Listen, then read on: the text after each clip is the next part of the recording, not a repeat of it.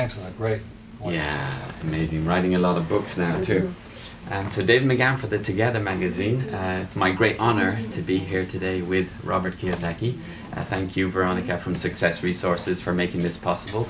So Robert, as I just shared with you, I read your book 15 years ago, and that completely changed my life. The education I got from that book was priceless.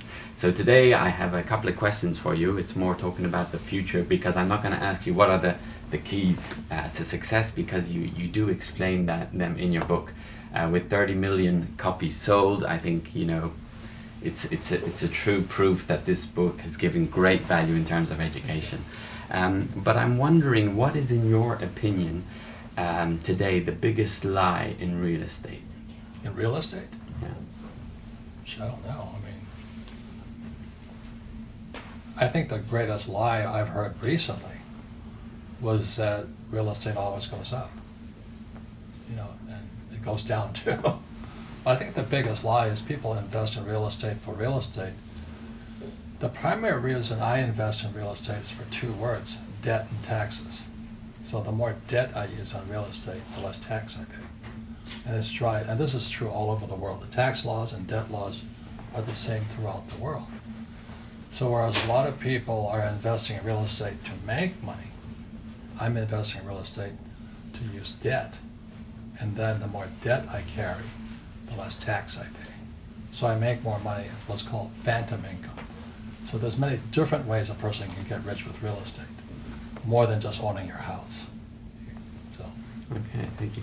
And how do you see, now we see the rise in social media, how do you see the link and the future between social media and real estate evolving? Well, I don't know if it's social media, but I do know in my company we use it to attract clients, tenants, potential tenants, and keep them there. But also what AI is doing is it's reducing the number of employees.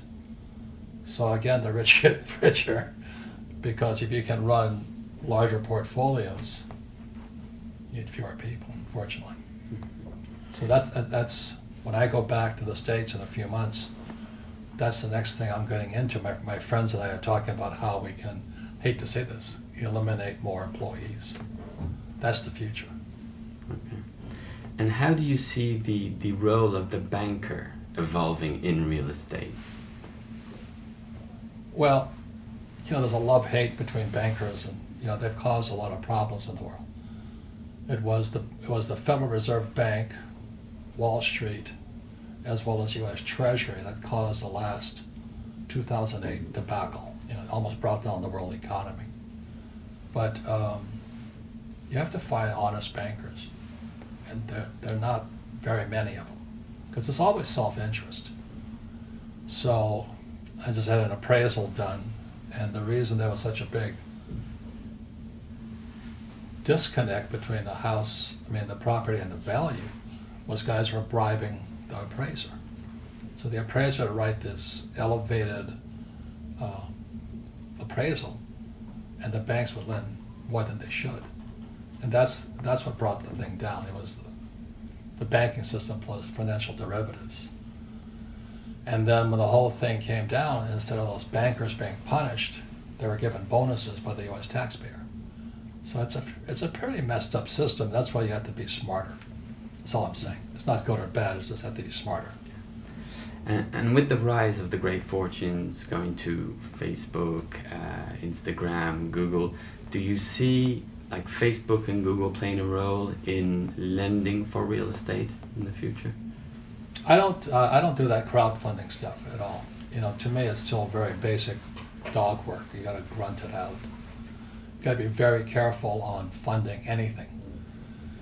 So I don't agree with crowdfunding, because I think there's going to be huge scandals coming up in that, as there is with anything that looks too easy. So debt is a very powerful four-letter word, and I take it very seriously.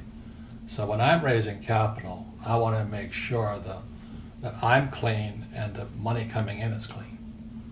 So that's why I'm kind of old school, very old school on that. Great. So that's the main questions I had. I know you're tight for time, and I just wanted to also share a little story with it. Together magazine we launched in the Ivory Coast and I'm with some of the team, and we're driving down the road, and you know, they were actually selling your book at the traffic lights. It was incredible. And so I stopped. I say, "Oh, give me one. I want to buy one." And I gave one to one of my colleagues, and he was delighted for it, and he's thanked me for it ever since. So thank you for. That's how many books have you sold? I said, well, 30 million that we know of, but 41 million in estimates, because there's more pirated books than there are real books, which I'm happy about. Yeah. So. And so thank you for sharing and your contribution. It's a real honor to meet you today. So well, thank you. Keep up the good work. Yeah, thank you. I give you guys credit, man. I mean, you're flying in the face of the future right here with this thing, you know. Yeah. It's hard work, so congratulations to you. Thank you. Thank you. Great.